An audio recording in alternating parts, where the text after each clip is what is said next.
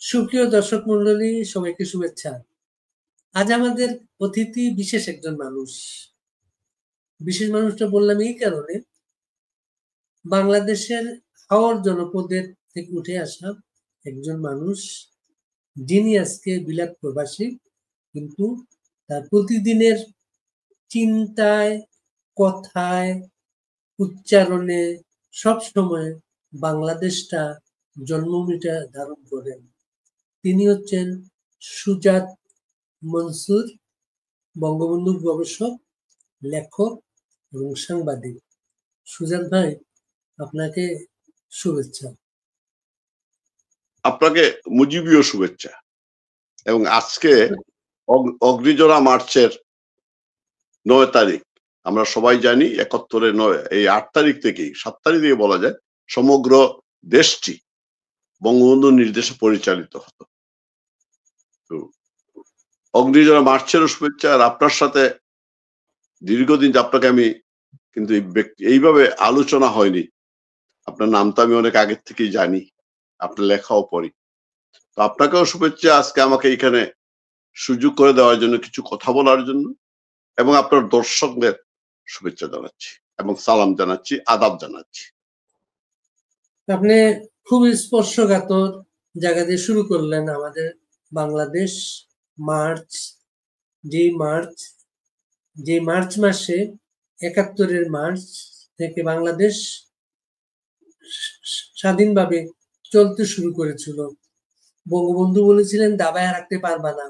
সে যে দাবায় রাখতে পারবা না, সেই কথাতে শুরু সেই 7ই মার্চ। সেই বঙ্গবন্ধু আবার নিষিদ্ধ বাংলাদেশে। আপনি যেখানে গবেষণা করেন, সেই নিষিদ্ধ ব্যক্তিটা, নিষিদ্ধ সত্তা, সেই গবেষণায় আপনি এখন তাকে কিভাবে ভাবেন? বঙ্গবন্ধুর ইতিহাস আপনি আমরা সবাই জানি। বঙ্গবন্ধু নিষিদ্ধ তো নতুন করে হননি। শুরুতেই ঢাকা বিশ্ববিদ্যালয়ে নিষিদ্ধ কেন? মানুষের পক্ষে কথা বলেছেন। মানুষ কারা? তারা হচ্ছে চতুর্থ শ্রেণীর কর্মচারী। চতুর্থ শ্রেণীর কর্মচারী আমাদের ধারণা আছে তাদের কিভাবে ব্যবহার করা হয় এবং তাদের ক্লাসটা কি হয়। তাদের পক্ষে কথা বলেছেন। বঙ্গবন্ধু নিষিদ্ধ হয়েছেন, তাকে শর্ত দেওয়া হয়েছে যদি বন্ড দিয়ে দেন তাইলে তিনি আবার ফিরতে পারবেন, কিন্তু তিনি সেই সময় বন্ড দেননি, ফিরেননি। তার শিক্ষা জীবন শেষ হয়ে গেছে। তখন বাবার ইচ্ছা ছিল ছেলে যেন আইনজীবী হয়, সেই আশা পূরণ হয়নি, বাবার আশা পূরণ হয়নি, কিন্তু বঙ্গবন্ধু সারা জীবন দিয়ে বা এই দেশের মানুষের আশা পূরণ করে দিয়ে গেছে। বঙ্গবন্ধু নিষিদ্ধ আইবের সময় হয়েছেন, অ্যাবডো করা হয়েছিল, ওনাকে রাজনীতি করতে দেওয়া হবে না, ঢাকার বাইরে গেলে কোথাও ওনাকে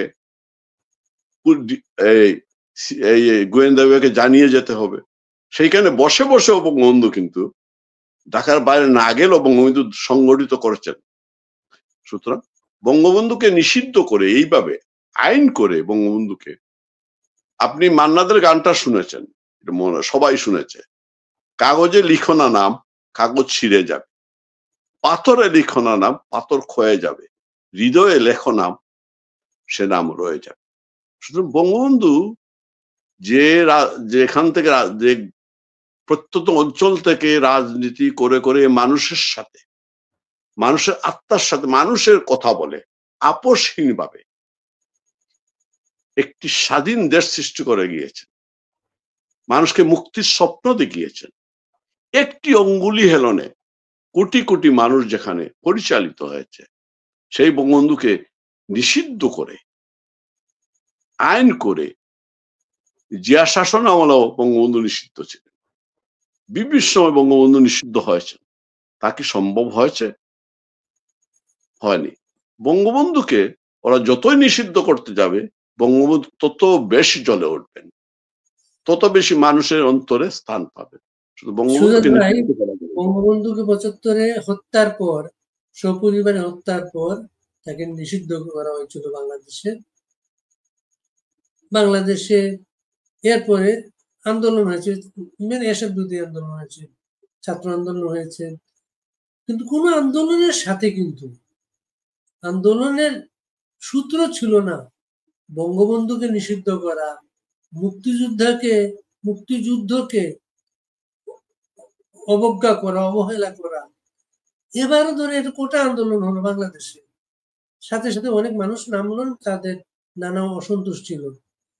কিন্তু এই লোকগুলা 5ই আগস্ট যখন দেখলো বঙ্গবন্ধুর আবক্ষ মূর্তি সব ভেঙে ফেলা হচ্ছে, মানে এটা নিশ্চয় দীর্ঘদিনের পরিকল্পনা, সেটা হঠাৎ করে এটা হয় নাই। তখন আপনি কি ভাবছিলেন? এটা তো পরিষ্কার, আমাদের যে ইউনূস সাহেব উনি তো ক্লিন্টন সেন্টারে বলেছেনই, এটা একটি মেটিকুলাস প্ল্যানের মাধ্যমে এটা এই যে আওয়ামী লীগ সরকারের পতনের বিষয়টা করা হয়েছে, এবং মাস্টারমাইন্ড যাকে বলেছেন সে তো সবাই জানে, এই মাহফুজ আলম। বিষয়টা আমি আপনাকে বলি, আমি 111-এ ফিরে যেতে চাই। ইউনূস সাহেব যখন, উনি একজন অত্যন্ত গ্রিডি মানুষ, আমি বলবো। গ্রামীণ ব্যাংক যখন করেছেন সেখান থেকে কিভাবে তিনি উঠে এসেছেন আমরা সবাই জানি, আমি বিস্তারিত যেতে চাচ্ছি না, আমি 111 রাজনীতিটা থাকতে চাচ্ছি।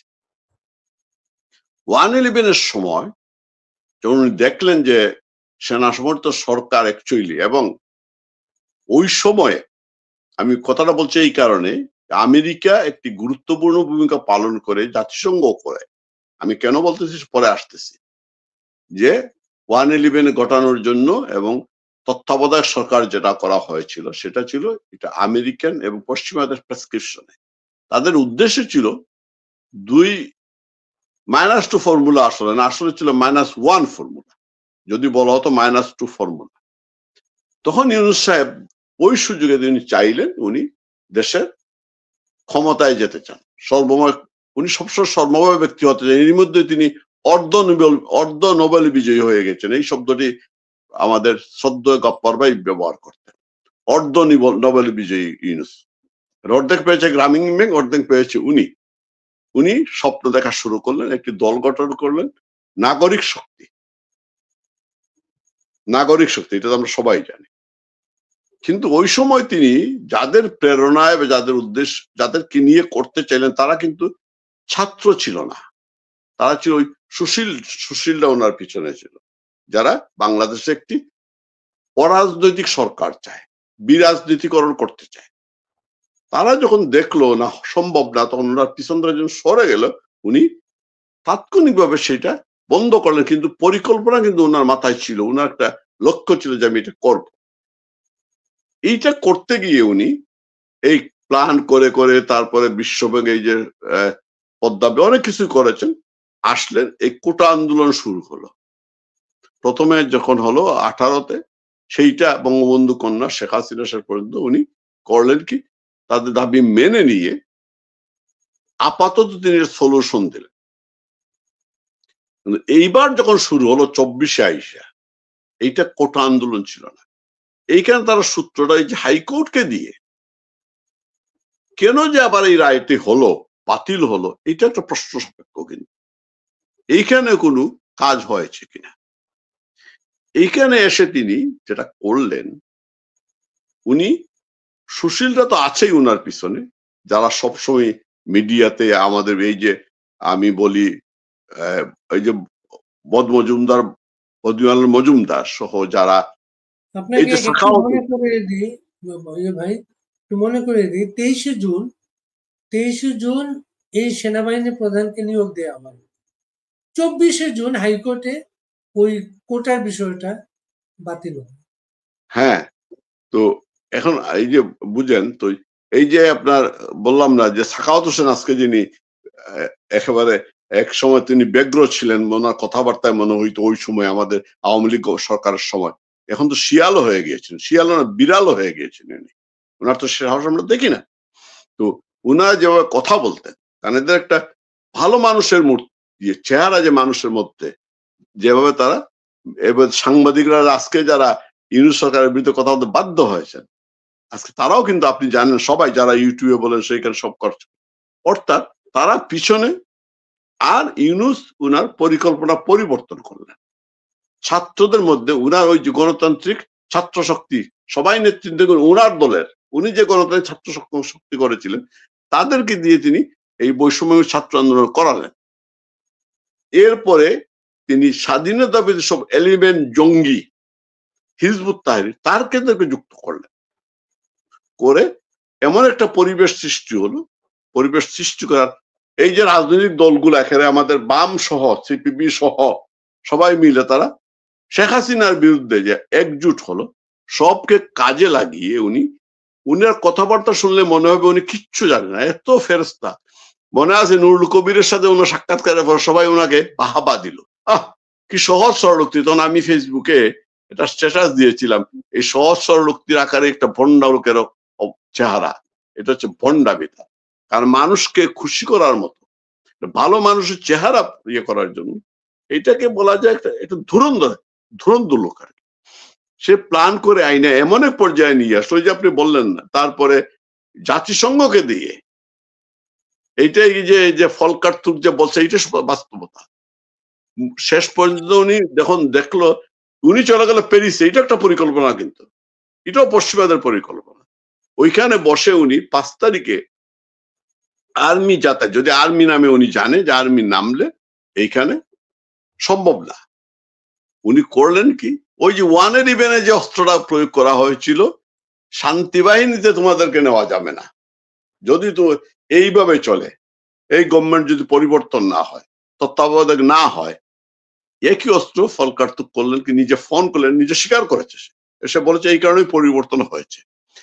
মানে এই কিরকম নির্লজ্জ একটি প্রতিষ্ঠান জাতিসংঘ, যে আজকে জাতিসংঘের সরকার পরিবর্তনে ভূমিকা রাখে, চিন্তা করেন না। তো এই যে মূল অস্ত্রটা প্রয়োগ করলো সেনাবাহিনীর উপরে, কারণ সেনাবাহিনীর লোকজন ওইখানে লাভজনক, তো শান্তিরক্ষী বাহিনীতে অনেক পয়সা পাওয়া যায়, যে তোমাদেরকে শান্তি বাহিনীতে নেওয়া হবে না, যার কারণে সেনাবাহিনী নামলো না। সেনাবাহিনী না, কারণ এর আগে যে পুলিশকে মেরে যেভাবে মারলো, পুলিশ তো এমনিতেই আতঙ্কিতগ্রস্ত হয়ে পড়ল। তখন সে বাধ্য হলো, সেনাবাহিনী নাম না, তখন তো উপায় ছিল না। কিন্তু আমাদের সেনা প্রধান একটি কাজ করলো কি, সে জাতিসংঘের কথা কিন্তু রাখলো, সেনাবাহিনী নামালো না, কিন্তু আবার ওই যে তার হাসুবু আত্মীয়তা আছে সবকিছু মিলাইয়া, এবং ভারতের সাথে তার সবকিছু মিলাই সে করলো কি, শেখ হাসিনা বঙ্গবন্ধু পরিবারের সদস্যকে সে বাঁচিয়ে নিয়ে গেল। আর একটা করলো কি, আওয়ামী লীগের নেতা কর্মী যারা বিপদগ্রস্ত ছিলেন তাদেরকে ক্যান্টনমেন্টে নিয়ে গেল, যাদেরকে না ধরলেই না হয় তাদেরকে ধরলো, আর যাদেরকে না ধরলে চলবে তাদেরকে সে পাঠিয়ে দিল। এটাই বাস্তবতা। অর্থাৎ সেইখানে দুই দিকেই থাকলো, কিন্তু এই লোকটা আসলেই তার চরিত্রটা বুঝা, দুইজনে মিলছে ভালো, সুনায় সোহাগা আর কি। ডক্টর ইউনূস এবং আমাদের ওয়াকারুজ্জামান সুনায় সোহাগা। না, দেশের যে অবস্থা চলতেছে এর চেয়ে আরো ভালো অবস্থা ছিল যখন এরশাদ ক্ষমতা নেয়। আপনার মনে আছে এরশাদ কেন ক্ষমতা নিয়েছিল? এই কাশেমকে, কালকাটা কাশেম নাকি কাশেমকে না ইমদুকে সে সাত্তারের বাড়ি থেকে গ্রেপ্তার করাচ্ছে হয়েছে বলে যে একটি মাত্র, হ্যাঁ কাশেম না, যুব প্রতিমন্ত্রী ছিল কাশেমের বাড়ি থেকে ইমদুকে ধরছিল, একটি মাত্র কারণে এরশাদ ক্ষমতা নিয়ে নিল। অথচ দেখেন দেশের যে অবস্থা দাঁড়াইছে, এই অবস্থায় সে কিন্তু নিচ্ছে না ক্ষমতা, বা সেনাবাহিনী কাজ করছে না। বঙ্গবন্ধুর বাড়ি ভেঙে ফেলছে, সেনাবাহিনীকে ফিরে আসছে, সেনাবাহিনী প্রহরায় মব হচ্ছে, মুজাম্মেল হকের বাড়িতে সেনাবাহিনী প্রহরায় কিন্তু হয়েছে, সবখানায় হচ্ছে। সুতরাং লোকটা সে কিন্তু এখানে দুই দিকেই খেলছে, সে কিন্তু সে ক্ষমতা নিচ্ছে না। ক্ষমতা নিবে না কারণ সে আবার অতীত ইতিহাস তার মনে আছে, সামরিক শাসকের কি অবস্থা হয়েছে, অত্যন্ত চালাক, দুইটাই পড়ছে সমানের সমান, ইউনূস এবং ওয়াকারুজ্জামান। চুরে চুরে মাস তুতু ভাই, কথা আছে না, আমরা সবাই জানি এই অবস্থা। সুতরাং যে প্রশ্নটা, আমি যে প্রশ্নের মূল কথা আসতেছি, এই যে পরিকল্পনা মতো আজকে যে অবস্থাটা হচ্ছে, ওই যে আমি আমার ভিডিওটা দেখছেন কিনা জানি না, লাস্ট ভিডিওটা হলো ফান্দে ফরিয়া ইউনূস কান্দেরে। কারণটা হইলো সে যাদেরকে দিয়ে ক্ষমতায় এসেছিল জঙ্গিদেরকে নিয়ে, হিজবুল তাহরিরকে দিয়ে। প্রথম দিকে হিজবুল তাহরির মিছিল করলো, প্রচার করতেছে, কোনো বাধা দেয় নাই। এখন দেখতেছে এটা তার জন্য বিপদ হয়ে গেছে, কারণ ইন্টারন্যাশনালি তো এই সংগঠন নিষিদ্ধ। সে যে জঙ্গিদেরকে উগ্রবাদী যে সাম্প্রদায়িক শক্তিকে কাজে লাগিয়ে ক্ষমতায় আসলো, এখন তাদেরকে সামলাইতে পারতেছে না, এবং তার জন্য বিপদ হয়ে গেছে। মরণের এরা ওর জন্য মরণের কারণ হয়ে গেছে। এই কারণে ইদ্রিসকে যেতে হবে। আচ্ছা, তার লোকজন যারা কোটা আন্দোলন করে, এই যে মেয়েরা মিছিল করতেছে, তার লোকজন না, এরাই তো কোটা আন্দোলনে ছিল, এবং এরাই দেখবেন। ভাই, এই পরিস্থিতির পাকতালে একটা ঘটনা ঘটে গেল বাংলাদেশে, যে স্বাধীনতা বিরোধী জামাত ইসলামী, যাদের কোনো ভোট নাই দেশে, যে একা ইলেকশন করে 3টা সিট পায়, জোটের সাথে ইলেকশন করলে 18 সিট পায়, সে কিন্তু বাংলাদেশের সমস্ত প্রশাসনের নেতৃত্বে চলে গেছে, এবং সে ডিকটেট করতেছে কিন্তু আজকে। না, এটাই তো বাস্তবতা। কারণ সে তো ওই যে সার্ভিস আলম বলল না, শিবিরের বুবুকে নিয়ে তাদের সাথী সম্মেলনে গিয়ে বলল সে। কারণ এখন তাদের সামনে যে কিংস পার্টিটা হয়েছে, তাদের সামনে চ্যালেঞ্জ হচ্ছে বিএনপি। ওরা মনে করতেছে, বিএনপি ক্ষমতায় বসেই আছে। এইখান থেকে তারেক রহমান তো ওই আপনার 5 তারিখে রেডি হয়ে গেছিল এলাকায়, সাফারি লাগাইয়া। তাদের সামনে এখন তাদের ধারণা হচ্ছে আওয়ামী লীগ দাঁড়াতে পারবে না, হুইচ ইজ রং। এখন টার্গেট হচ্ছে বিএনপি যদি ইলেকশন হয়, বিএনপিকে যদি ঘায়েল করতে না পারে, তাইলে কিংস পার্টি ক্ষমতা আসতে পারতেছে না। যার কারণে জামাতকে প্রিভিলেজ দিচ্ছে। এই কারণে জামাত বিএনপির মধ্যে কিন্তু দ্বন্দ্বটা কিভাবে শুরু হয়েছে দেখছেন, চলতেছে। এই খেলাটা খেলতেছে, যাই খেলতেছে সবকিছু তার বিপক্ষে যাবে কিন্তু। কারণ এই ধুরন্ধর ষড়যন্ত্র করে রাজনীতি হয় না। এই জন্য বললাম যে জামাতকে কেন দিচ্ছে প্রিভিলেজ, এই কারণে দিচ্ছে জামাতকে দিয়ে বিএনপি কে কাউন্টার করতে চায়। বিএনপি চেষ্টা করতেছে বাংলাদেশ একটা স্বাধীন দেশ, এইটা স্বাধীনতা কিভাবে আসছে, তার নেতৃত্বে আসছে, ইতিহাসে স্বীকৃত বিষয়। তারা হঠাৎ করে বলতে শুরু করলো আওয়ামী লীগ এটা অপ্রাসঙ্গিক হয়ে গেছে, মুক্তিযুদ্ধটা অপ্রাসঙ্গিক হয়ে গেছে, ছাত্রলীগ নিষিদ্ধ করে ফেলছে, শেখ হাসিনা অপ্রাসঙ্গিক হয়ে গেছে। এটা তার বলেই যাচ্ছে কিন্তু তারা। আর আপনার হাতে আপনার শাসন, আপনার হাতে বিচারালয়, আপনার সামনে হাতে প্রশাসন, আপনার হাতে সেনাবাহিনী, পুলিশ বাহিনী, আর্মি, আর মিডিয়া তো আপনার মেন মিডিয়া দেখবেন কোনো খবরই থাকে না। এই দর্শনের খবরগুলো সেইভাবে আসতেছে না। হ্যাঁ, সুতরাং এখন আপনি যা বলবেন, আমাদের সময় তো ভাই আমরা এইভাবে বলছি যে ক্ষমতায় যে থাকে তার সে যা বলে ইচ্ছা মতো বলতে পারে। আমি স্বীকার করতে আমার তো আপত্তি নেই, আমরাও তো অনেক কিছু বলছি। তো এখন যা বলবে সেই তো সিদ্ধ, কারণ তার প্রতিরোধ করা যাচ্ছে না। আপনি তো রাস্তায় নামতে পারতেছেন না। আপনি একটা জিনিস খেয়াল করবেন, 75-এর আমার একটা পোস্ট আছে, আমি বোধহয় ভিডিও দিছিলাম, 75 আর 24 এক নয়। 75-এর পরে জাতীয় নেতারা জেলে ছিলেন, নেতারা অভিজ্ঞ ছিলেন, বঙ্গবন্ধু সময় যা রাজনীতি করছেন তারা। আর এইভাবে দমন পীড়ন সেই ছিল তো, কিন্তু এইভাবে রাস্তায় বের হলেই মেরে ফেলবে, গলা মসজিদে ঢুকে 3 জনকে একসাথে জবাই করে ফেলবে, এর অবস্থা ছিল না। সরি। তো নেতারা দেশে ছিলেন। হ্যাঁ, কাদের সিদ্দিকীর নেতৃত্বে কিছু তরুণ, সুলতান ভাই সহ যারা তরুণ, তারা গিয়েছেন ইন্ডিয়া, ভারতে আশ্রয় নিয়েছেন, ট্রেনিং নিয়েছেন, চেষ্টা করেছেন সহস্রান্ত, কিন্তু সেটা হয়নি। কারণ আওয়ামী লীগের রাজনীতি এই ধারণ না। কিন্তু মূল নেতৃত্ব যারা কিন্তু দেশেই ছিলেন, তাদেরকে দেশ ত্যাগ করতে হয়নি। 24-এ এসে দেখবেন আপনি নেতৃত্ব কিন্তু দেশে নাই, যারা আছে তারা জেলে আছে। তাও আবার এদের মধ্যে যারা এখন জেলে আছে তাদের মধ্যে রাজনীতিবিদ কয়জন? রাজনীতিবিদ আমি বলতেছি, অভিজ্ঞ রাজনীতি। আপনি চিন্তা করেছেন আব্দুল সামাদ, আপনি তো ভালো করেছেন, উনার সাথে আপনার নিশ্চয় দেখা হয়েছে কয়েকবার। আব্দুল সামাদ যে কোনো খেলা, যে কোনো গেমে যে খেলাটা খেলতেন, আমাকে হরমুজাই বলেছেন, সঞ্জিত দা, আমরা জানি সিলেটে রাজনীতিতে আভ্যন্তরীণ একটা দ্বন্দ্ব সঞ্জিত এবং সামাদ আজাদের মধ্যে ছিল, স্থানীয়ভাবে ছিল, কিন্তু সামাদ আজাদ মারা যাওয়ার পরে সঞ্জিত দা মন্তব্য করেছেন, এখন আর রাজনীতি করে শান্তি পাই না। একজন লোক ছিল যে রাজনীতির অঙ্কটা বুঝতো, রাজনীতিটা বুঝতো, সে আব্দুল সামাদ। যে শ্রদ্ধাবোধ ছিল। এই জন্য বলছে যে এই মুহূর্তে যে আমাদের এই অবস্থাটার জন্য আমাদের নেতৃত্বের যে সংকটটা আছে, নেতৃত্ব কিন্তু দেশে নাই। সরি, এডিট করে নিয়ে। তো যে কথা বলতে চাচ্ছি, আজকে যদি মনে করেন সিলেটে যিনি এমপি, উনি তো নামতে পারবে না, উনি তো রাজনীতির মানুষ না। সিলেটের নেতৃত্ব যদি সিলেটে নাইমা বলতো যে আসো আমি রাস্তায় আছি, কর্মীরা কিন্তু আছে, নেতা কিন্তু মাঠে নাই।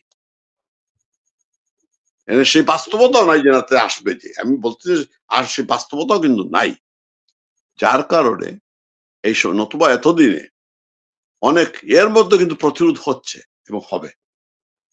সুতরাং আপনি প্রশ্ন যে এই যেগুলো করতেছে এরা বললাম মেটিকুলাস প্ল্যান, জামাত ক্ষমতা আসছে, মুক্তিযুদ্ধকে ভুলিয়ে দিতে চায়। মুক্তিযুদ্ধ কি ভুলিয়ে দেওয়ার জিনিস? এই যে ফজলুর রহমান আমার ডাইরেক্ট নেতা, আমি ভদ্রলোক এখনো শ্রদ্ধা। ফজলুর রহমান কেন গিয়েছে, কেন আওয়ামী লীগ ছাড়লো, তার ইতিহাস পুরোটাই আমি জানার সাথে ব্যক্তিগত সম্পর্ক, অত্যন্ত ভালো ব্যক্তিগত সম্পর্ক। একবার 3 দিন না 4 দিন সুনামগঞ্জে আমরা ছিলাম একসাথে, উনি সফরে। ওই যখন রাজ্জাক ভাইকে যখন সকজ করা হয় যে বর্ধিত সভায়, সেই সময় আমি সুনামগঞ্জের ফজলু ভাইকে নিয়ে সাংগঠনিক সফরে ছিলাম। তো এখন দেখেন এই যে বঙ্গবন্ধু অন্তরে যার, মুক্তিযুদ্ধ যার অন্তর, সে কিন্তু বিএনপির থাইকেও সে কিন্তু লড়াই করতেছে। সে একজন বিএনপি নেতা এখন, কিন্তু সে সঠিক সময়ে সঠিক কথাটা বলার কারণে আজকে সবচেয়ে জনপ্রিয় নেতা। কিন্তু হ্যাঁ, জনপ্রিয় নেতা, এবং সে যে কথাটা বলে বাংলাদেশের মা হচ্ছে মুক্তিযুদ্ধ, মাকে অস্বীকার করে। আসলেই তো মুক্তিযুদ্ধের গর্ব থেকেই তো বাংলাদেশের জন্ম হয়েছে। সুতরাং যারা মুক্তিযুদ্ধকে ভুলিয়ে দেওয়া যাবে না, কখনো সম্ভব।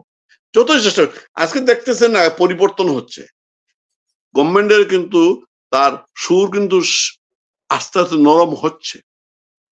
বাস্তবতাটাই চাই, তাকে সে চাইলেই বাংলাদেশকে পাকিস্তান বানিয়ে ফেলতে পারবে না।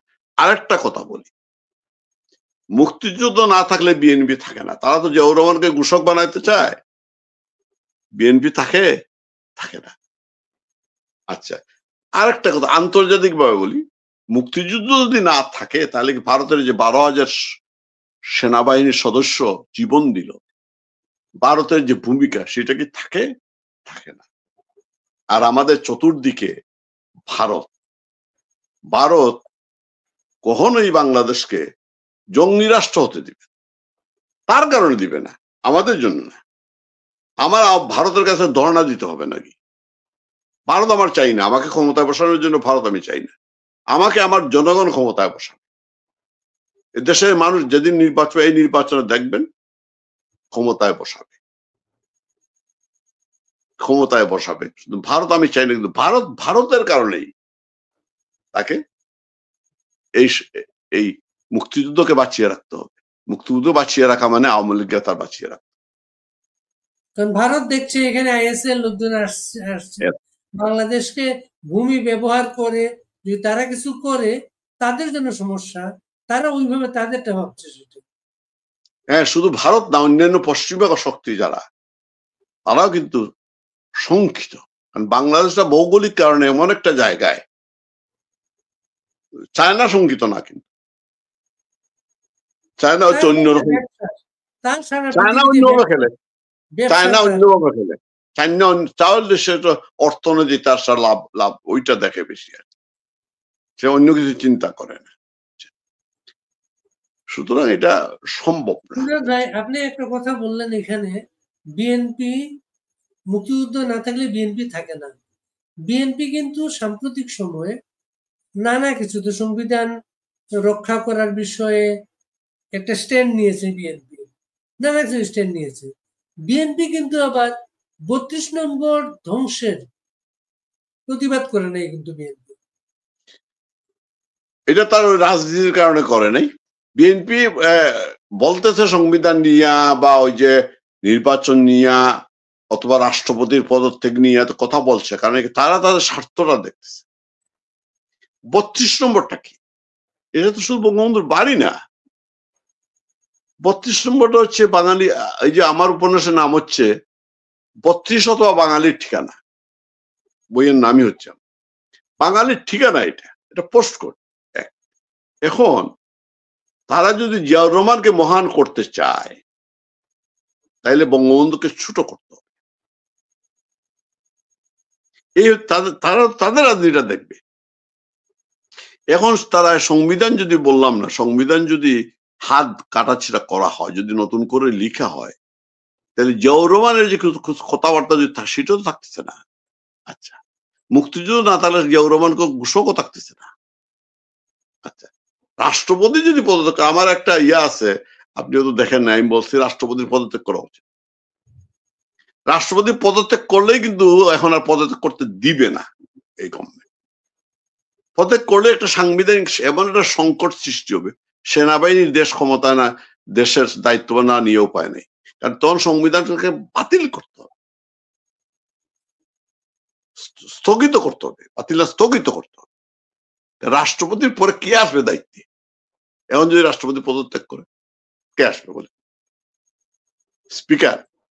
এই জন্য স্পিকারটা কিন্তু জেলে নেয় নাই, স্পিকারটা কিন্তু রাইখা দিছে।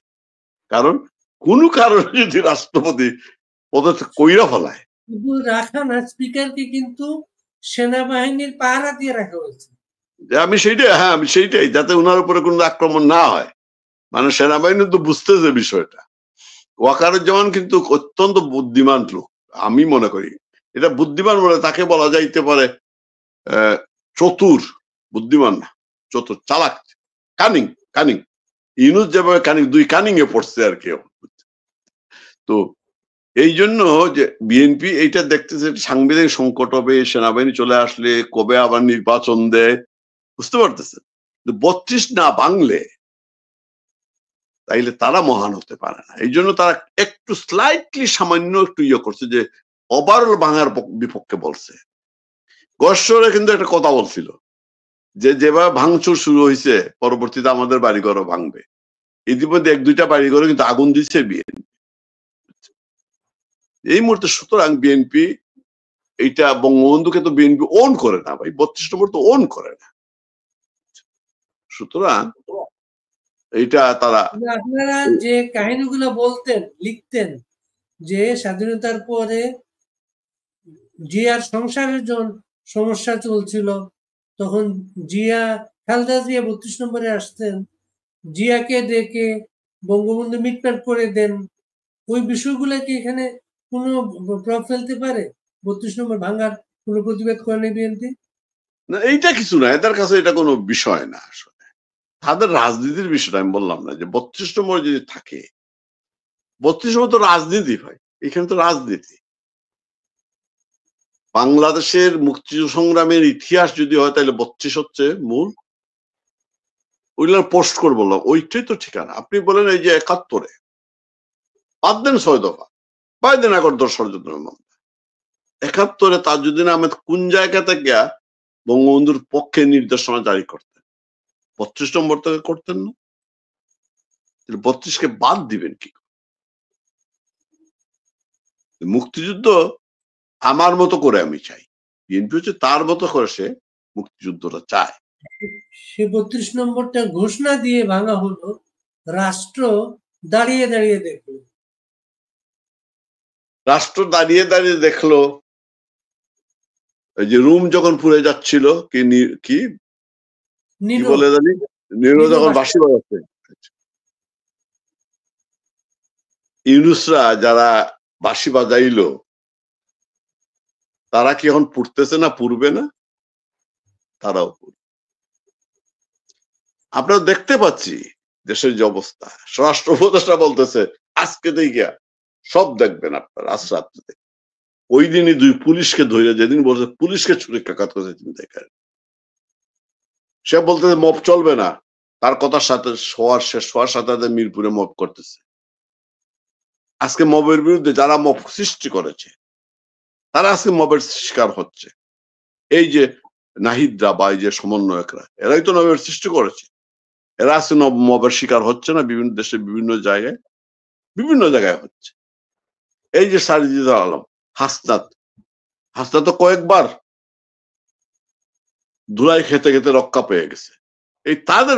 এই যে বেসরকারি বিশ্ববিদ্যালয়ের ছাত্ররা এবং 7 কলেজের এবং ঢাকা বিশ্ববিদ্যালয়ের মধ্যে এইসব হাসনাত, এই যে সার্ভিস আলম, আমি তাকে সার্ভিস আলম বলি, ওটাকেই বলে, তাকে যে ধুলাইটা দিল, সুতরাং তাদের মধ্যে যে দ্বন্দ্বটা, এই যে মবের করে ওরা যে মবের শিক্ষাটা দিয়ে, এই যে বিয়াদব প্রজন্ম ওরা সৃষ্টি করেছে, একটি বিয়াদব প্রজন্ম। আমি তো প্রায় সময় বলি আমি অত্যন্ত ভাগ্যবান পিতা, আমার সন্তানকে আমি দেশে বড় করিনি, নাইলে আজকে এরাও এই ধরনের বিয়াদব প্রজন্ম সৃষ্টি। এই যে বিয়াদব প্রজন্ম, যে আবু সাইদ বলে না যে ছাত্র তার শিক্ষককে অপমান করে তার কোনোদিন লেখাপড়া হবে না। এই যে বেয়াদব প্রজন্ম যারা সৃষ্টি করেছে তারা তো এদের হাতেই লাঞ্ছিত হচ্ছে। ওই যে বঙ্গবন্ধুর বাড়ি পুড়িয়ে, বললাম না, বঙ্গবন্ধু তো মানুষের হৃদয়ে ভাই, এটা তো একটা বিল্ডিং।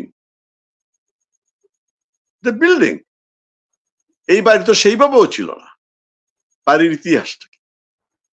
বঙ্গবন্ধু যখন ইন্স্যুরেন্সে চাকরি করেন সেই সময় বঙ্গমাতা বললেন যে আমি এইবার একটা বাড়ি করবই।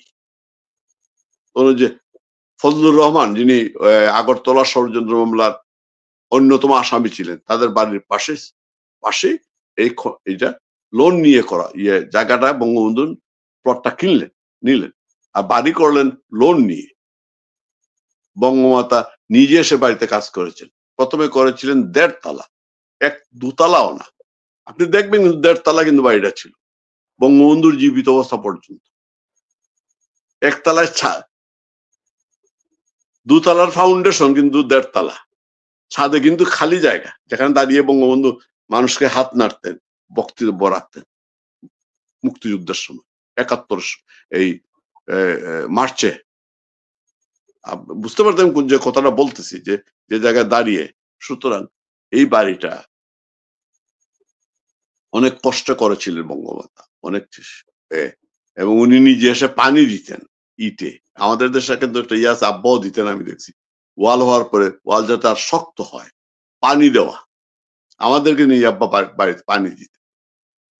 এই বাড়িটা তো আসলে খালি এটা বাড়ি তো না, এটা তো একটা ইতিহাস। যদি মুক্তিযুদ্ধের ইতিহাসই না থাকে তাহলে 32 থেকে কি 32 থাকতেছে না। আমি এই জন্য না, যেদিন ভাঙে সেই দিনও তো বঙ্গবন্ধু কন্যা বক্তব্য দিতেছিলেন। উনি তো উনার মধ্যে কোনো উনাকে তো কোনো দেখি না। উনি তো কোনো কথা বলেন এইভাবে উচ্চবাচ্য করেন। তিনি চাইলে ওই দিনই উনি যদি হুকুম দিতেন, অনেক মানুষই সেই দিন বের হয়ে আসতেন, করেন। বরং এটা ভালো হয়েছে। এমন নাকি এটা প্ল্যান ছিল, ওরা মনে করছিলেন উনি আহ্বান জানাবেন, হাজার হাজার লোক নেমে আসবে, একটা এনার্কি হবে, এর দায়িত্ব দেওয়া হবে, এই প্ল্যানটা ভেস্তে গেছে। এরা রাজনীতি এত শিশু, এই যে কর্মসূচিটা দেওয়া হয়েছিল এদেরকে আতঙ্কিত করার জন্য। উনি কি জানেন না যে রাস্তা এখন আওয়ামী লীগের এই ধরনের হরতাল পালন করা বা ইয়ে করার মতো অবস্থা নাই? উনি জানেন না? দেওয়া হয়েছিল এদেরকে একটা আতঙ্কগ্রস্ত করার জন্য। এই যে পাগলামিটা করছে, এটা না করলে এই যে বঙ্গবন্ধু বাড়ি ভাঙলো, একসাথে এত বাড়িগুলো, আওয়ামী লীগের বাড়িঘর ভাঙলো নেতা কর্মীদের, হ্যাঁ, তারপরে মুক্তিযুদ্ধের স্মৃতিগুলো, এই যে বীর শ্রেষ্ঠদের এগুলো ভাঙলো, এইগুলো ওরা করতো। এগুলো করার কারণে হয়েছে দুইটা লাভ হয়েছে শেখ হাসিনা আওয়ামী লীগের, এই জন্য উনি করছেন। এটা বুঝতে হবে। আন্তর্জাতিক ভাবে অত্যন্ত নিগৃহীত হলো এই সরকারের ভাবমূর্তিটা নষ্ট হয়েছে। এবং যে বামরা যারা মুক্তিযুদ্ধের কথা বলে, এই যে প্রিন্স তো আমার খুব ব্যক্তিগত বন্ধু। প্রিন্স আওয়ামী লীগ বিরোধী কেন জানেন? বিয়ানীবাজারে দেখবেন, বিয়ানীবাজার সম্পর্কে আপনার ধারণা রাজনীতি, বিয়ানীবাজারে এক সময় আপনার বিএনপি জামাত ছিল না, দ্বন্দ্বটা হতো ছাত্র ইউনিয়ন ছাত্রলীগের মধ্যে, মারামারিটা হইত। খুলনাতে ফিরোজ আহমদ নামে কমিউনিস্ট পার্টির নেতা ছিলেন, খুব প্রভাবশালী নেতা। ওইখানে দ্বন্দ্বটা হইতো আওয়ামী লীগ এবং সিপিবির মধ্যে। ওই যে বেসিক্যালি ছোটবেলা থেকে প্রিন্স আওয়ামী লীগের সাথে দ্বন্দ্ব করে রাজনীতিতে বেরিয়ে আসছে।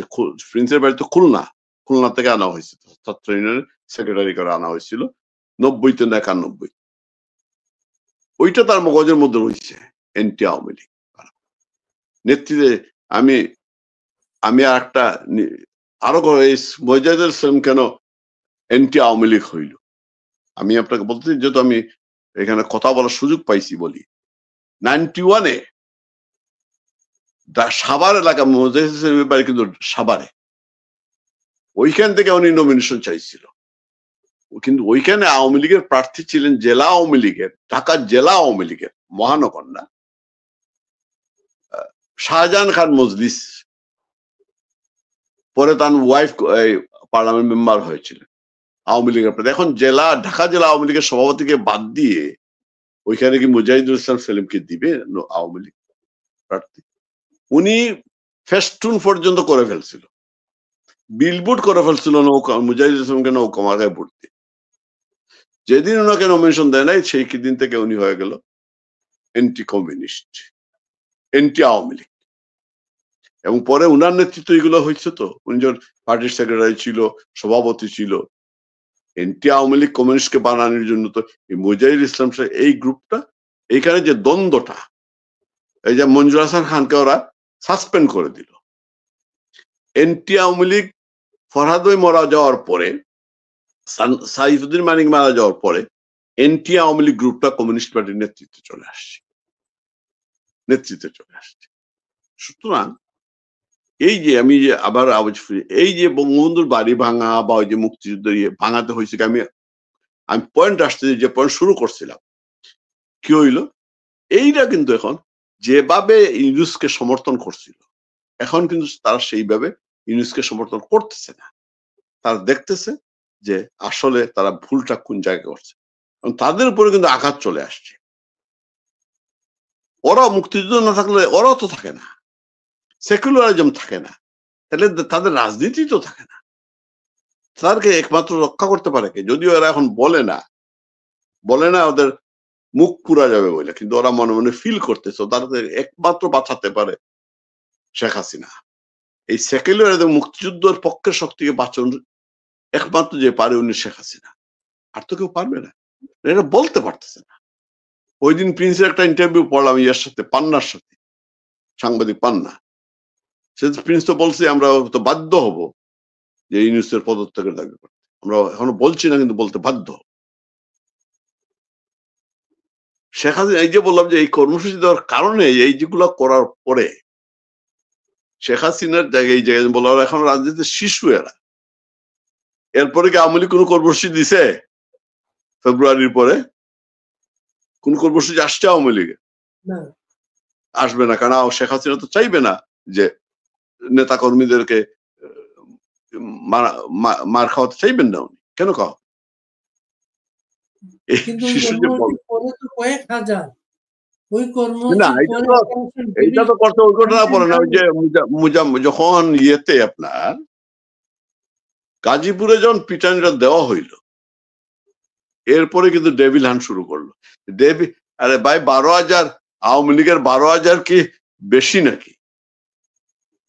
জেলে আওয়ামী লীগের এই যে 12,000 নিচে 12-13,000 তো ওইটা এই যে এইটা করাতে হইল কি?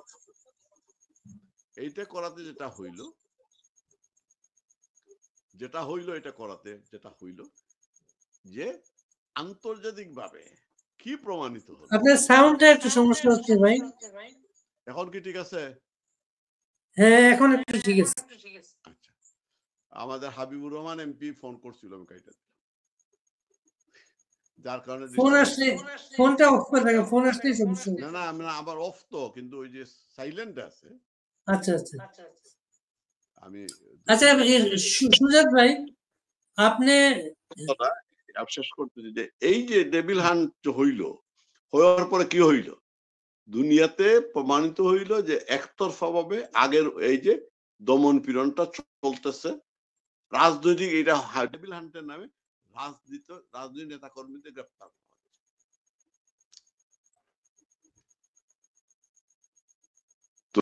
এইটা ওলা বলে শেখ হাসিনার কাছে ওরা যে শিশু, এটা প্রমাণ হয়ে গেল যে মাত্র একটা মাত্র কর্মসূচি যেভাবে পাগল হয়ে গেল এটা। এবং এই যে মব বললাম যে এই যে ভাঙাচুরার কারণে যে জিনিসটা হচ্ছে, আমি তো আগেই বলছি, এদের এইটা তাদের উপরে যাবে। তা এই যে গভর্নমেন্ট গুলো অ্যাকশনও যায় না, এবং তার প্রতিফলন হচ্ছে আজকে দর্শন, আজ যে মিছিল হচ্ছে, আজ ইয়ে হচ্ছে, তার প্রতিফলন হচ্ছে এটার ফল তাদেরকে ভুগতে হবে। হ্যাঁ বলেন। আপনি বহু বছর ধরে দেশের বাইরে, আপনি সর্বশেষ বাংলা একাডেমি বই মেলায় কবে গিয়েছিলেন? আমি বাংলা একাডেমি বই মেলায় 90, আমি দেশ থেকে বের হয়েছি প্রথমে 91-এ। ওই সময় আর যাই নেই, আর যাওয়ার আমার সুযোগ হয় নাই, পারিবারিক কারণে, বিভিন্ন কারণে। আমি এই দেশে আসছি 95-এ। এরপরে আমি দেশে যখন গেছি তখন খুব দ্রুত গেছি, মেলার সময় যেতে পারিনি, আর গত 1-2টা মেলা যেতে পারিনি মামলার কারণে। এবার সেই বই মেলায় একটা ডাস্টবিন বানানো হয়েছিল ছবি দিয়ে। এই ডাস্টবিনের নিয়ে আমার পোস্ট দেখেই তো আপনি আমাকে নক করলেন। এই ডাস্টবিন দিয়ে শেখ হাসিনা, রাজনীতিতে অনেকে অনেক কিছু বলে, এটা দিয়ে বরং শফিকুল আলম নিজেই ডাস্টবিনে পরিণত হয়েছে, পরে তাকে ব্যাখ্যা দিতে হয়েছে, এবং একটা সুস্থ কোনো মানুষই এটা গ্রহণ করেনি। সাধারণ মানুষ, না সুশীল, কেউ কিন্তু এটি গ্রহণ করেনি। বরং শফিকুল আলমের যে গ্রহণযোগ্যতা ছিল সেটা একেবারে শেষ হয়ে গিয়েছে। এবং তার বিভিন্ন কথা বার্তায়, এই যে ফজলুর রহমান বলে না যে চাকর এবার এত কথা বলে কেন, ফজলুর ভাইকে দেখবে বলে চাকর এত কথা বলে। মনে হয় না যে আমার আরেকটা পোস্টারে ভিডিও আছে, লেজে কুকুর নাচায়, মনে আছে সালাউদ্দিন কাদের চৌধুরীর বক্তব্যটা? এখন লেজে কুকুর, আমি বললাম যে কুকুরগুলা কারা? এই শফিকুল আলম একটা আছে, আরো আছে কুকুর, এবং বিদেশে আছে কয়েকটা। একটা হইলো পিনাকি, একটা কুকুর, লেজ ইউনুসের লেজ কয়েকটা। এক কুকুরের তো একটা লেজ, কিন্তু এই কুকুরের অনেক লেজ। ইলিয়াস একটা, অনেকগুলা লেজ আছে। শফিকুল আলমের লেজ কুত্তা নাড়ায়, কুকুর নাড়ায়, বুঝছেন? এইটার মাধ্যমে শেখ হাসিনার তো কিছু হয় নাই। এই যে বঙ্গবন্ধুকে এত প্রমাণ করেছে, বঙ্গবন্ধুর আরো গ্রহণযোগ্যতা, মহানতা বেড়ে যাচ্ছে, শেখ হাসিনা আরো গ্রহণযোগ্য হচ্ছেন। আজকে দেশের মানুষ কি বলে? আগেই ভালো ছিল, এটা বলেন। একটা প্রসঙ্গ করে বলে, কালকে একটা জরিপ বের হয়েছে, আওয়ামী লীগ নাকি 13% ভোট পাবে। এটা কারণটা আমি আগেই ব্যাখ্যা করে নিই। বিভিন্ন ভাবে আওয়ামী লীগের নেতা কর্মীদেরকে হিমুলেট করে, মানে করা যায়, হতাশ করে কিংস পার্টিতে নেওয়ার একটা চেষ্টা আছে। প্রথমে ধরপাকড়, তারপরে মারামারি, তারপরে প্রলোভন দেখানো। এখন যেটা করে সবগুলো কিন্তু ফেল করছে, কেউ কিন্তু কাউকে নিতে পারে নাই। আচ্ছা, এখন যেটা করছে, এটা জরিপের মাধ্যমে বুঝাইতে চাইলো আওয়ামী লীগের জনপ্রিয়তা কতটুকু কমছে। চিন্তা করেন, আওয়ামী লীগ 13% ভোট পাবে কি বিশ্বাস করা যায়? আওয়ামী লীগের একেবারে নির্দিষ্ট ভোটই তো আছে, না হইলে 35 থেকে 40%। জামাত 35 পেয়ে যাবে। কালকে একটা জরিপ আপনি খেয়াল করেন না, জরিপটা হাস্যকর বিষয়, যেই শুনবে সে হাসবে না বলে। অর্থাৎ বিভিন্ন চেষ্টা করতেছে কিভাবে আওয়ামী লীগ নেতা কর্মীদের, কারণ ওদের একটা যে দেখবেন এই যে ইয়ে আছে না, ওই যে নুরা, সে দেখবেন মুজিব কুট পরে, কালো পরে না। তার যে রাশেদ দেখবেন মুজিব কুট পরে, কালো পরে না। মানে ওরা মনে করতেছে আওয়ামী লীগ যদি এবং নিষিদ্ধের দাবিগুলো সে করতেছে আর কিংস পার্টি করতেছে, ছোট ছোট দলগুলো। ওরা মনে করছে আওয়ামী লীগ যদি নিষিদ্ধ হয়ে যায় তাহলে তারা মনে করছে আওয়ামী লীগের নেতা কর্মীরা বোধহয় তাদের দলে চলে যাবে। মানে সেন্দা বলতেন যে কেসকি মাছের ভাগা, নমিনেশন কেসকি বাগের ভাগা নয়। ওরা মনে করতেছে আমরা বোধহয় কেসকি বাগের ভাগা হয়ে গেছি। আওয়ামী লীগ এমন বিপদ। আর আওয়ামী লীগের ইতিহাসটা ওরা জানতো বা বুঝতো, আওয়ামী লীগ কি নতুন করে এইভাবে এই বিরোধী দলে বা নির্যাতনের শিকার নাকি? আওয়ামী লীগের নেতা কর্মীরা তৃণমূল কোনোদিন কোথাও যায় নাই। হ্যাঁ, নেতারা 69 গিয়েছে, পাকিস্তান আমলে অনেক বড় বড় নেতারা, মুস্তাক সহ পর্যন্ত আওয়ামী লীগ ছেড়ে গিয়েছিল। ব্যারিস্টার অ্যাডভোকেট সালাম, আতাউর রহমান খান যিনি আওয়ামী লীগের প্রতিষ্ঠাতা ছিলেন, মৌলানা বাসানি আওয়ামী লীগতে বেরো, কিন্তু আওয়ামী লীগের তো কিছু হয় নাই। 111 সময় এই যে সংস্কার গপ্পার বাবু বলতেন রেটস, আপনার মনে আছে কিনা, রেটস বলতেন 4 জনের নাম দিয়ে, আর অনেকেই তো গেলেন। আওয়ামী লীগের ক্ষতি হয়েছে? হয় নাই। সুতরাং এখন বিভিন্ন ধান্দা করতেছে যে আওয়ামী লীগকে কিভাবে ভাগিয়ে নেওয়া যায়। কারণ বিএনপির কেউ যাবে না ওই পার্টিতে, কারণ হচ্ছে বিএনপি এরা স্বপ্নে দেখতেছে আমরা তো এখন ক্ষমতায়। বিএনপি তো স্বপ্নে বিভোর, যতদিন যাচ্ছে তাদের সে স্বপ্নটা ভঙ্গের দিকে যাচ্ছে। কারণ যেভাবে লুটপাট করতেছে, গরু চুরি পর্যন্ত করতেছে, বুঝছেন? সুতরাং আমি একটা খাম্বা চুর থেকে গরু চুরের দলে পরিণত হয়েছি। সুতরাং বিএনপি তাই নিতে পারবে না, কারণ তারা বিএনপির লোকরা মনে করছে আমরা তো ক্ষমতায় আছি। জামাত থেকে যাবে না, কারণ আদর্শিক কারণে, এবং জামাতও মনে করছে আমরা তো ক্ষমতায় আছি, আমরাই আসবো ক্ষমতায়। সুতরাং আওয়ামী লীগ তো নিষিদ্ধ হইলে এরা যাবে কোথায়? আর এই আওয়ামী লীগ যে কোনো ফর্মে ইলেকশন যদি করে, আওয়ামী লীগ নিষিদ্ধ করে স্বতন্ত্র, আচ্ছা মনে করেন আপনাদের এলাকায় না দেন, বা আরো আওয়ামী লীগের প্রার্থী হওয়ার মতো না হইলে তো 10 জন লোক আছে যারা হাইটা গেলে মনে হয় যে আওয়ামী লীগ যাচ্ছে, আওয়ামী লীগে হাঁটলে মনে আওয়ামী লীগ যাচ্ছে। কিন্তু এই লোকটা যদি যে কোনো একজন যদি স্বতন্ত্র দাঁড়ায়, তার কি নৌকা লাগবে? নৌকা লাগবে না। আওয়ামী লীগ যারা ভালোবাসে, আওয়ামী লীগকে যারা ভোট দেয়, তারা ওই লোকটাকে চিনে না। আওয়ামী লীগ একজন নেতা বা একজন প্রার্থীর সাথে একদিন সৃষ্টি হয়নি, তার হাঁটার মধ্যে বুঝে সে আওয়ামী লীগ করে। সুতরাং যে ফর্মে ইলেকশন করুক, ওরা আওয়ামী লীগের ভোট কিভাবে নিবে? জাতীয় নির্বাচনের আগে যদি স্থানীয় নির্বাচন হয়, তাতে আওয়ামী লীগের ভালো না খারাপ হবে? আমি আমার ব্যক্তিগত অভিমত হচ্ছে, আমি স্থানীয় সরকার নির্বাচন আগে হওয়ার পক্ষে, যদি অনেকে চাইবে না, অনেকে মনে করবে এটা কেমন কথা। কারণ হচ্ছে আমি আপনাকে বলি, এই সরকারের একটা অত্যন্ত দুরবসন্ধি আছে, যার কারণে ইউনূসের পৃষ্ঠপোষকতা কিংস পার্টি গঠিত হয়েছে। তারা সরকারে যেতে চায়, এবং ডাস্টবিন শফিক সে অলরেডি ভবিষ্যৎবাণী করে দিয়েছে, আশীর্বাদ করে দিয়েছে নাহিদকে, সে একদিন বাংলাদেশের প্রধানমন্ত্রী হবে।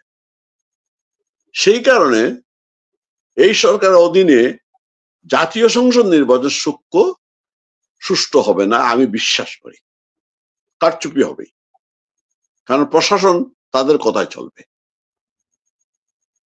এই যে আন্তর্জাতিকভাবে এবং রাজনৈতিক দলগুলোর মধ্যে, দেশের মানুষের মধ্যে বিশ্বাসযোগ্যতা সৃষ্টি করার জন্য, আপনি খেয়াল করবেন আমি কেন এটার পক্ষে বলতেছি। 1 নম্বর হচ্ছে লেভেল প্লেইং ফিল্ড হবে, সবার সমান সুযোগ। যারা নির্বাচন করবে, যেহেতু দলীয়ভাবে হবে না, দলীয় প্রতীকে হবে না, ব্যক্তি পর্যায়ে নির্বাচনটা হবে, তখন লেভেল সমান সুযোগ সবাই পাবে। এই কারণে তারা প্রমাণ করবে যে এই সরকারের অধীনে নির্বাচন সুষ্ঠু নিরপেক্ষ হয়। দুই দুই হচ্ছে কিংস পার্টি মনে করতেছে যারা আওয়ামী লীগের যারা চেয়ারম্যান মেম্বার ছিল তারা তাদের দলে চলে আসবে, অথবা যারা পাশ করবে তারা তাদেরকে টাকা পয়সা দিয়ে হয়তো নিয়ে আসা যাবে, যেটা আইয়ুব খান করছিল বিডি সিস্টেমে। ও আর একটা নতুন সুপারিশ অনুযায়ী তো এটা আবার বিডি সিস্টেম, মেম্বাররা চেয়ারম্যান করবে, কাউন্সিলররা মেয়র করবে, এটা ওই আইইউবি সিস্টেমে যেতে চাচ্ছে। এইখানে হবে কি, তার কারণে কিংস পার্টিও চাইবে নির্বাচনটা সুষ্ঠু হোক, কোন ধরনের যাতে গন্ডগোল না হয়। এবার ওই যে বললাম না, তাদের উদ্দেশ্য হচ্ছে আওয়ামী লীগ প্রভাবশালী নেতা মানুষদেরকে গ্রামাঞ্চলে তাদের দলে নেওয়া, তার কারণে তারা এদেরকে নির্বাচন করতে সুযোগটা দিবে। যেহেতু সমান সুযোগ দিতে হবে, যেহেতু রাজনৈতিকভাবে কোন দলীয় নির্বাচন নয়, সুতরাং এই জায়গায় ওই সুযোগে আওয়ামী লীগের নেতাকর্মী এখন তো মাঠে নামতে পারতেছে না, ওই সুযোগে আওয়ামী লীগের যে তৃণমূলের নেতাকর্মীরা প্রার্থীকে হোক, 5 জন প্রার্থী আওয়ামী লীগের, অসুবিধা, এই 5 জন প্রার্থীকে কেন্দ্র করে অন্তত পক্ষে একটি ইউনিয়নে 500 মানুষ তো সংগঠিত হবে, 50 জন তো সংগঠিত হবে, ঘরে ফিরতে পারবে, নির্যাতনটা বন্ধ হবে, জেল জুলটা বন্ধ হবে। এই 2 নম্বর। আরেকটা হচ্ছে 77-এ জিয়াউর রহমান সামরিক শাসনের সময় কিন্তু স্থানীয় সরকার নির্বাচন হয়েছিল প্রথম, তারপরে 78 হইল রাষ্ট্রপতি নির্বাচন, 79 হইল জাতীয় সংসদ নির্বাচন। আমাদের এলাকার কথা বলি, আপনি নাম শুনছেন কিনা জানি না, দিনে আওয়ামী লীগের সভাপতি রণদা প্রসাদ চৌধুরী, উনাকে গ্রেপ্তার করে অনেকদিন জেলে রাখা হয়েছিল। উনি জেল থেকে যখন নির্বাচন করেন, দলমত নির্বিশেষে সবাই ওনার পক্ষে দাঁড়ান, উনি জেল থেকে নির্বাচিত হয়েছিলেন। ওই সময় নির্বাচনে আওয়ামী লীগের প্রার্থীরা বেশি চেয়ারম্যান মেম্বার নির্বাচিত হয়েছিল। বাবরুল হোসেন বাবুল পৌরসভার চেয়ারম্যান হয়েছিলেন প্রথম ওই নির্বাচনের সময়। আলে আহমদ চুনকা নারায়ণগঞ্জে, আইবি আপার বাবা, উনি তখন চেয়ারম্যান হয়েছিলেন আওয়ামী লীগের। ঢাকায় তখন পৌরসভা সিটি কোনোটাই ছিল না, কি একটা আমি জানি না। তো আমার মনে কুষ্টিয়াতে আনোয়ার হোসেন নামে একজন লোক চেয়ারম্যান হয়েছিলেন ওই সময়, ইয়াং, ইয়াং, কুষ্টিয়া আওয়ামী লীগের সাধারণ সম্পাদক ছিলেন দীর্ঘদিন উনি। তো এইভাবে সারা দেশেই সেইভাবে হয়েছিল। সুতরাং এই জায়গায় আওয়ামী লীগ বেনিফিটেড হবে, কোন ধরনের ডিস্টার্ব ছাড়া নির্বাচনটা করতে পারবে স্থানীয় সরকার নির্বাচন। আর জাতীয় নির্বাচন হলে সরকার তো বাধা, বিভিন্নভাবে প্রশাসন তো আওয়ামী লীগকে হেনস্থা করবেই, এবং প্রতিটি রাজনৈতিক দল সংঘবদ্ধ হবে, যখনই আওয়ামী লীগ মাঠে নামবে সবাই সংঘবদ্ধ হয়ে আওয়ামী লীগের বিরুদ্ধে যাবে, কঠিন হয়ে যাবে পরিবেশটা ক্রিয়েট করার জন্য। এবং তৃণমূলে সংগঠনকে সংগঠিত করার জন্য আমি মনে করি স্থানীয় নির্বাচন যদি আগে হয়, এই মুহূর্তে এই পরিবেশে আওয়ামী লীগ বেনিফিটেড হবে। এই হচ্ছে আমার কথা। আপনার কি মনে হয় কবে ফিরতে পারবেন শেখ হাসিনা বাংলাদেশে? শেখ হাসিনা এখন ফিরতে পারবেন না। শেখ হাসিনা, আমার ধারণা, যদি উনি বলছেন ফিরবেন, উনি রাজনৈতিক সরকার না আসলে উনি দেশে ফিরতে পারবেন না।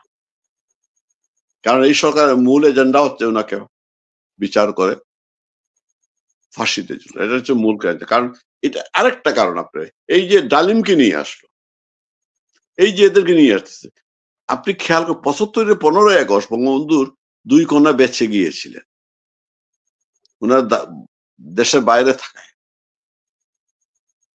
খুনিরা সেটা তো সেইভাবে চিন্তা করে নাই, কিন্তু এরপরে যখন শেখ হাসিনা জীবিত থাকার কারণে কিন্তু তাদের ফাঁসি হয়েছে, তাদের অসমাপ্ত কাজটা তারা সমাপ্ত করে। এইটা তারা এখন সরাসরি গুলি করতে পারবে না তো। সুতরাং যখন যদি আমরা 2006 বা 7-এর যে 8-এর যে নির্বাচন, বা ওই নির্বাচন যদি আওয়ামী লীগ ক্ষমতায় না আসতে পারত, তাইলে গ্রেনেড হামলা করে শেখ হাসিনাকে তারেক মারতে চেয়েছিল, পারে নাই। যদি বিএনপি আবার ক্ষমতায় আসতে গেলে, আমি আলোচনা দীর্ঘ হয়ে যাচ্ছে, আমি এখানে আটটা বিষয় আলোচনা করতে চাচ্ছি। যে যদি বিএনপি ক্ষমতায় আসতো তারেক যে কাজটা করত, আমার ধারণা, এটা আমার ধারণা, শেখ হাসিনাকে বলতো 32-এর সামনে দাঁড়াও, আমি এখানে সরাসরি গুলি করবো, সে গুলি করতো। তাদের রাজনীতির মধ্যে একমাত্র চ্যালেঞ্জ হচ্ছে শেখ হাসিনা, আর তো কেউ না। এই যে বলা হয় শেখ হাসিনা এই যে ব্যবসায়ীদের সুযোগ সুবিধা দিলেন, ওই যুদ্ধের যা ক্ষমতা নিয়ে আসলেন, এই যে আর্মির অবসরপ্রাপ্ত আর্মিকে এমপি বানালে কথা বলা হয় না, কেন করা হইলো? আপনি জানেন জিয়াউর রহমান ক্ষমতায় এসে একটা কথা বলেছিল, money is not a problem, I will make politics difficult for politician. অর্থাৎ ক্ষমতায় আসার জন্য কিছু স্টেক হোল্ডার আছে, তাদেরকে ম্যানেজ করতে হয়। শেখ হাসিনা যে কাজটি করলেন, 21শে আগস্ট গ্রেনেড হামলার পরে উনার ক্ষমতায় আসা ছাড়া কোনো বিকল্প ছিল না। তাহলে উনাকে ওই যে বললাম, তারেক বলতো আসল দাঁড়াও, তোমাকে গুলি করবো আমি। করতেই উনি করলেন কি, প্রথমে আপনি বিএনপি থেকে অলিকে আনলেন, বাঙালেন, বদরুদ্দোজাকে নিয়ে আইরা, এরশাদকে আনলেন, আইনা মহাজোট করলেন সবাইকে নিয়ে। তিনি সেনাবাহিনীকে ম্যানেজ করলেন, পুলিশ, সবাইকে ম্যানেজ করে কিন্তু তিনি ক্ষমতায় আসলেন। এইটা উনি রাজনৈতিকভাবে হয়তো আদর্শিক কারণে হয়তো সেটা অনেক ঠিক হয় না, আওয়ামী লীগের চরিত্রের সাথে যায় না, আওয়ামী লীগের সেকুলার রাজনীতির সাথে বিসমিল্লাহির রহমান যায় না, পোস্টারে বক্তৃতায় বিসমিল্লাহির রহমান যায় না। আমি রাজনীতির কথা বলতেছি, কিন্তু ভোটের রাজনীতিতে তখন শেখ হাসিনা বাধ্য হলেন এটা করতে। এটা করতে গিয়ে উনি ক্ষমতা আসলেন এদেরকে নিয়ে। তারপরে আবার এই যে 13তে হেফাজত, আরো যেগুলো শুরু হইল, এই হেফাজত তিনি দেশে একটা, তখন উনি যখন ক্ষমতায় আসে উনি একটা স্বপ্ন দেখলেন, উনি দেশটাকে একটা উন্নত দেশ করতে চান। করতে গিয়ে উনি সবার সাথে একটা সম্পর্ক রাখে, আইন শৃঙ্খলা পরিস্থিতি উন্নতি রাখে, দেশের রাজনৈতিক পরিস্থিতি ঠিক রেখে উনি এগুতে চাইলেন। এগুতে গিয়ে উনি সাম্প্রদায়িক শক্তির সাথে অনেক কিছু সরাসরি আপোষ করলেন। আমি সেটা পরিষ্কার করি, করা উচিত, এটা আমাদের বুঝতে হবে, অনুধাবনের বিষয় আছে। উনি এমন কিছু কাজ করলেন যেগুলো আমার আপনার আপাত দৃষ্টিতে আওয়ামী লীগের পক্ষে বলে মনে হলো, কিন্তু পক্ষে যায় নাই। কিন্তু উনি 500টি মসজিদ করলেন, মডেল মসজিদ 500-র উপরে। উনি কিন্তু এই উপজেলাতে কোনো উপজেলায় বা জেলায় সাংস্কৃতিক কেন্দ্র করলেন না। বুঝতে পারছেন, সাংস্কৃতিক যে বিকাশের যে উদ্যোগ সেটা কিন্তু হয় নাই, বরং নাট্য আন্দোলন বন্ধ হয়ে গেল, পথনাটক বন্ধ হয়ে গেছে। এটা তো গভর্নমেন্ট করে নাই। কথা প্রসঙ্গে আবার এসে যায়, আমি একটা লেখা লিখছিলাম যে এই যে আজকের যে অবস্থা, সাম্প্রদায়িক শক্তির উত্থান, সেখানে কিন্তু শুধুই শেখ হাসিনার বা সরকারের দায় না, সংস্কৃতি কর্মীদের কোনো দায় নেই। যখন খালেদা জিয়ার শাসন আমল, এরশাদের শাসন আমলে সংস্কৃতি কর্মীদের শক্তি আমরা দেখি নাই, রাস্তায় মিছিল করে নাই, জাহানারা আপনারা এই গণ আদালত করেন নাই, ঘাতক দালাল নির্মূল কমিটি করেন নাই, করেছেন তো। কিন্তু শেখ হাসিনা তো, আমি তখন লিখেছিলাম, শেখ হাসিনা তো পক্ষের, মুক্তিযুদ্ধের পক্ষের সংস্কৃতি বান্ধব নাট্যকর্মীর আজকে রাস্তা নেই কেন, সংস্কৃতি কর্মীরা রাস্তা নাই কেন, আজকে নাটক বন্ধ কেন? সবাই আজকে টাকা পয়সা কামানোতে ব্যস্ত হয়ে পড়েছে। বিষয়টা আমার কথাগুলো আপনি খেয়াল করেন, সাংবাদিক থেকে শুরু করে সবাই টাকা বানানোতে লাগে নাই, সংস্কৃতি কর্মীরা। আজকের যে ফলটা, আজকের ফলটা তো শুধু শেখ হাসিনার একার ফল না, আমাদের সবার, মুক্তিযুদ্ধের পক্ষের সংস্কৃতি বিষয় সবার, যার ফল আমরা আজকে ভোগ করছি।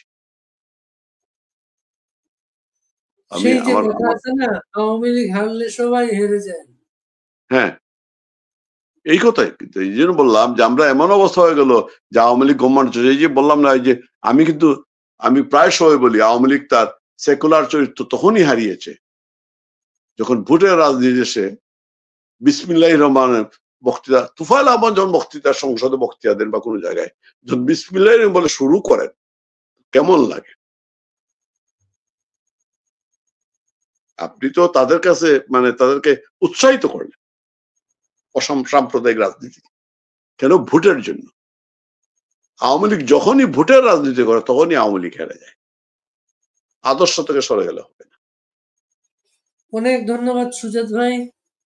আমরা আরো আলাপ করব আগামীতে। এবং আপনার ইনশাল্লাহ। সাথে আমার একটা প্রস্তাব থাকলো, আপনি চিন্তা করবেন, আমরা একদিন সিলেটি ভাষায় একটা আমি আলোচনা করব। 100% এখন থেকে 100% সমর্থন দিয়ে দিলাম। আমি সিলেটি ভাষায় কথা বলতে চাই, খুব ভালো লাগে, অনুষ্ঠান করতে চাই।